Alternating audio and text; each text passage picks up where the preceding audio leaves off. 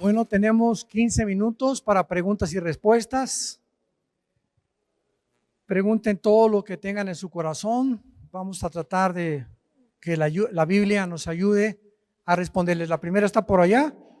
¿Quién tiene el micrófono por ahí?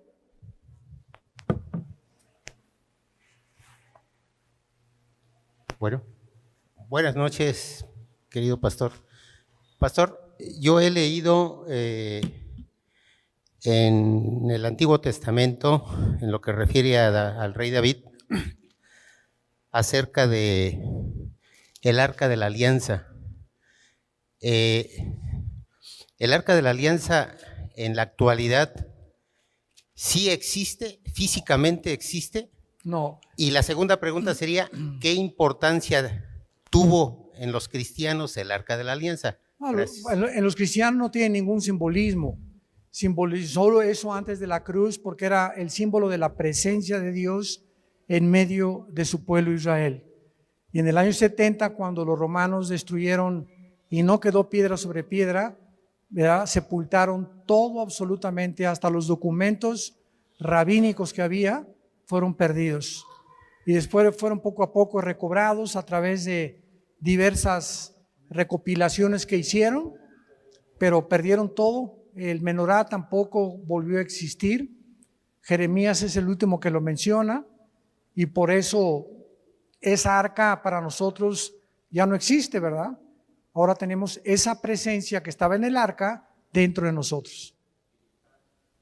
Si por acá más preguntas, aquí adelante.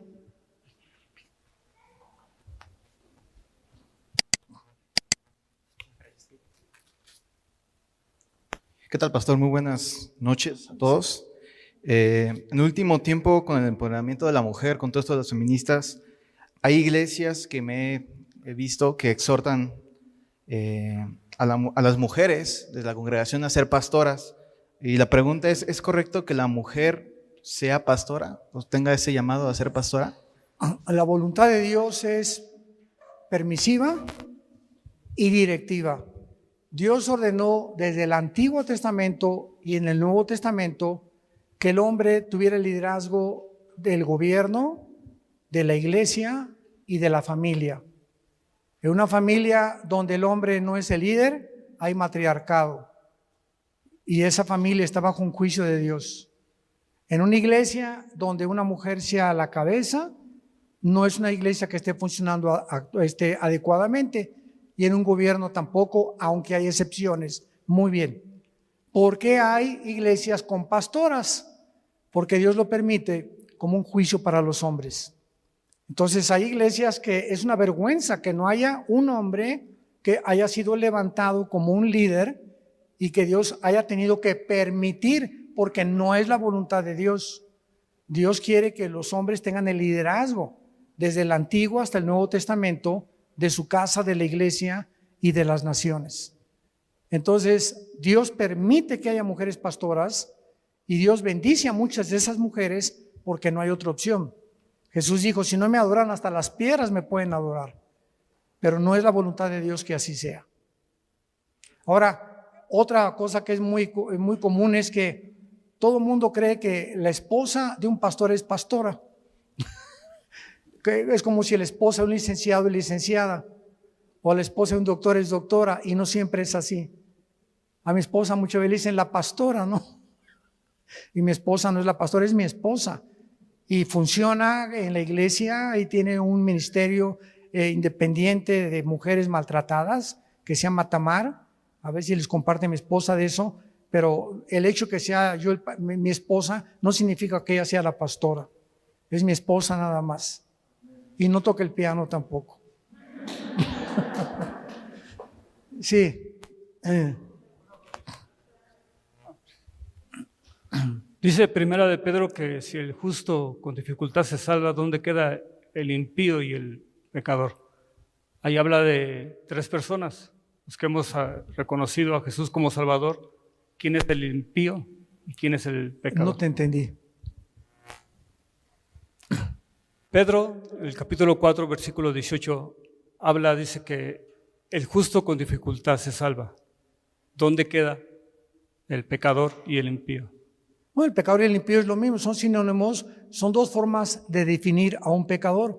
La palabra pecador, apúntalo si lo quieres, Sí. si quieres, en el griego es la palabra amartia o amarteno, que significa que no dio en el blanco o alejado de la voluntad de Dios. Y el impío es una forma de definir al pecador un poco más rudamente, se podría decir. Sí. Porque para la maldad hay dos palabras en el griego también.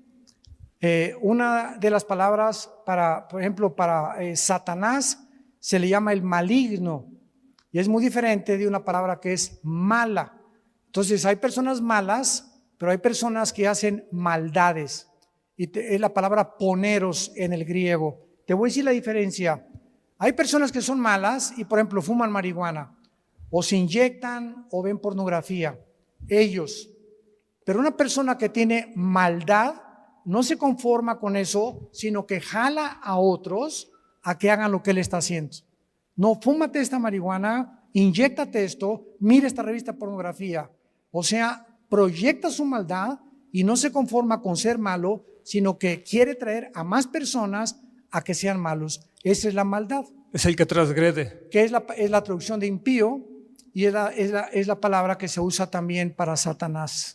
¿Verdad? Es un impío. Según Tesalonicenses lo traduce también como el inicuo, que significa el que pervierte el derecho o el que está contra la ley. En el hebreo hay como 7 palabras para el pecado. Sí. Caco. Sí. También ese es malvado. Sí. Ok, Correcto. gracias. Por acá, allá atrás.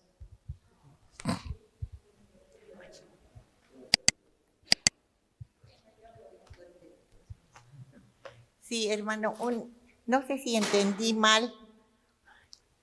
Cuando estaba hablando del arrebatamiento, dijo que los niños, hijos de cristianos, serían arrebatados. Sí. Que los demás niños. Todos los niños. ¿A todos? Sí, Perdón. todos Sí. los niños. Pero si hay un hijo de cristiano que tiene 10 años, que ya no es un niño, 12 años, se van inmediatamente con sus papás. Sí.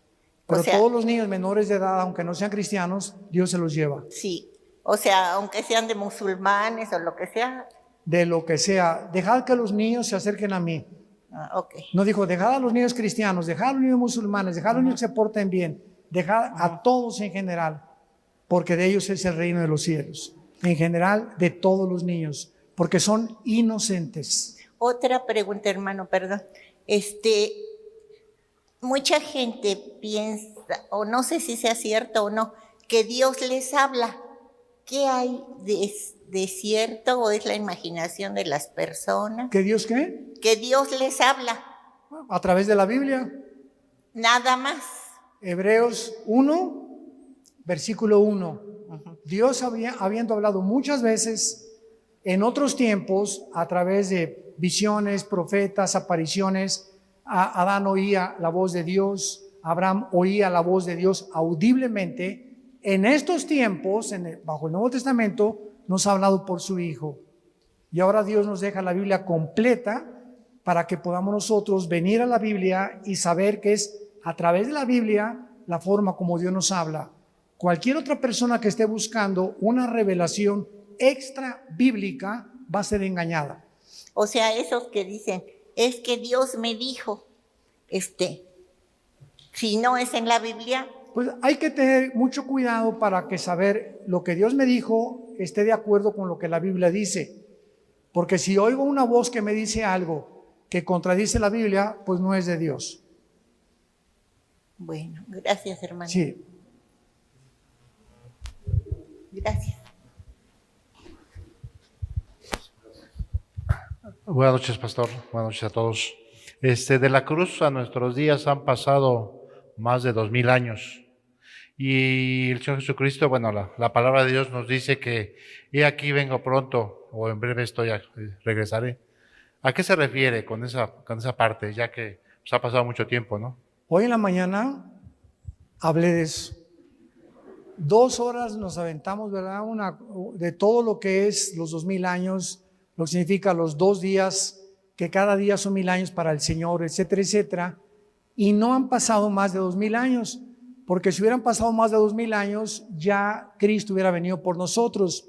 El problema está que cuando Cristo muere, nadie sabe si nació en el año 2, en el año 3 o en el año 4 de nuestra era. Entonces colocan el nacimiento de Cristo en el año 4 y muere en el año 33, porque murió de 33 años. Pero esos 33 años no forman parte de la iglesia. Cuando muere Cristo se rasga el templo, implicando que terminaba la ley y comenzaba, Juan 1:17, el tiempo de la gracia. No que no hubiera gracia, sino que Cristo venía ahora a pagar el pecado por todos nosotros. Por eso era la gracia que nos derrama Dios en la cruz. Entonces, esos 33 años hay que quitárselos al año en que nos encontramos. Nos encontramos en 2021. O sea, nos pasamos ya 21 años. Y de acuerdo a la Biblia, son cada 2000 años y lo que va a durar el tiempo de la gracia. Vamos a pedir, alguien está hablando por acá. Hay mucho murmullo. No me acuerdo quién está hablando o platicando.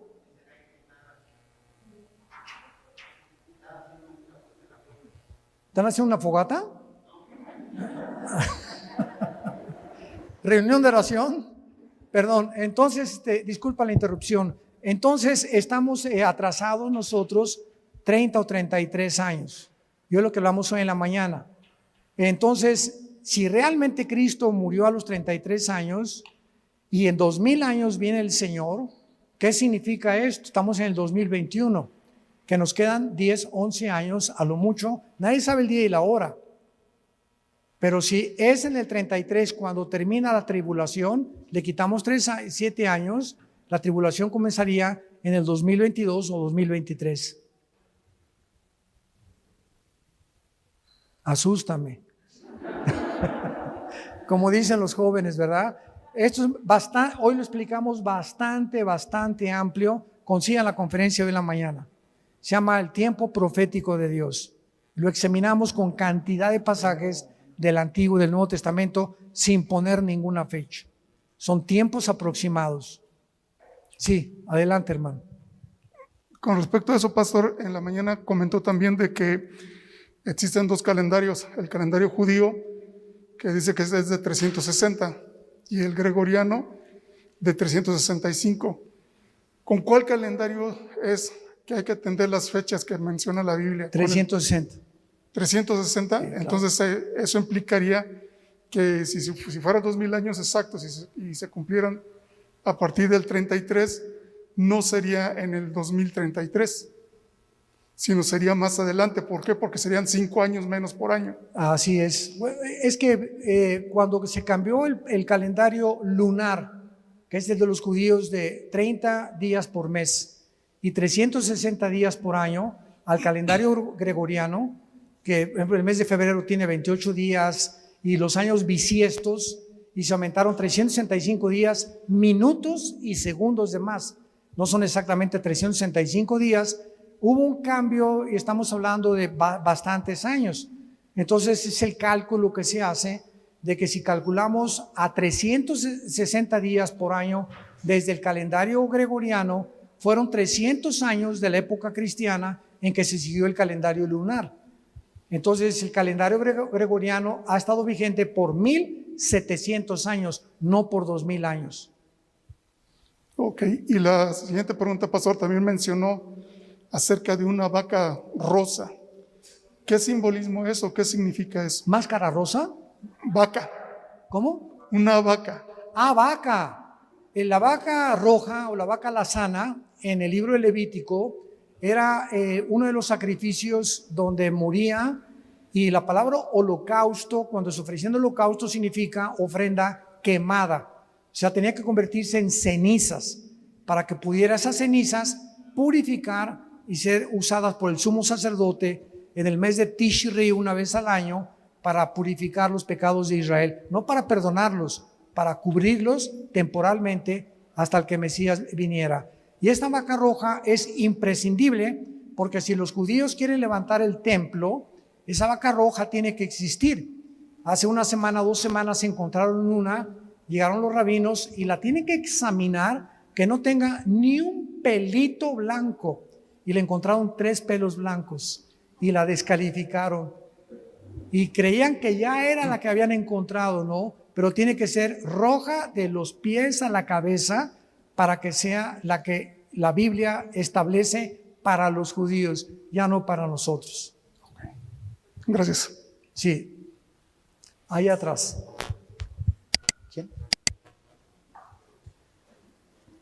¿Tú eres Miriam la que cantaste? ¿No? No. Ah, es que te pareces. Buenas noches. Gusto en saludarle, pastor. Aquí está Miriam. Quería, me dijo Alan que Miriam. Discúlpame, es que quería felicitarte por tu voz que Dios te dio. Cantas precioso. Tengo 2 preguntas, si me permite. La primera, ¿considera usted que ya estamos dentro de las 70 semanas que relata el libro de Daniel? No, esas son los 7 años de tribulación. La iglesia no va a estar en la tribulación. Nosotros somos, de esto se trató este estudio, somos sacados en el arrebatamiento. Cuando la iglesia salga, Dios regresa a tratar con esas 7 años que le faltan a la semana 70 de Daniel. Por eso se llama la semana 70 de Daniel. Y cuando Dios termine con ellos, entonces ya terminó con la iglesia, termina con Israel y entramos judíos y cristianos al reino mesiánico de Jesús de 1000 años. Ok, la siguiente pregunta es, ¿a qué se refiere la Escritura cuando habla del pecado de muerte en 1 de Juan 5:16? La muerte física. El 1 Corintios capítulo 5, Santiago capítulo 5. Si veis algún hermano, dice en 1 Corintios 5, que el tal sea entregado a Satanás para la destrucción de la carne, a fin de que el espíritu sea salvo. Ahí demuestra que no se pierde la salvación, por ejemplo, ¿no? Era un hermano que vivía en fornicación con parece que era la madrastra. Sí, la madrastra. Y Pablo se enoja porque los líderes no habían disciplinado a ese hermano y ordena que él muera físicamente. Cuando un cristiano no se arrepiente, y Dios sabe nada más que ese cristiano no se va a arrepentir, pero es un cristiano que ha nacido de nuevo, que ha sido regenerado por el Espíritu Santo, que es cristiano, Dios se lo lleva antes de tiempo. Y es lo que se llama el pecado de muerte. Muchas gracias. Sí. 2 preguntas más. ¿Se dan cuenta que son más las mujeres que preguntan? Qué pena, ¿verdad?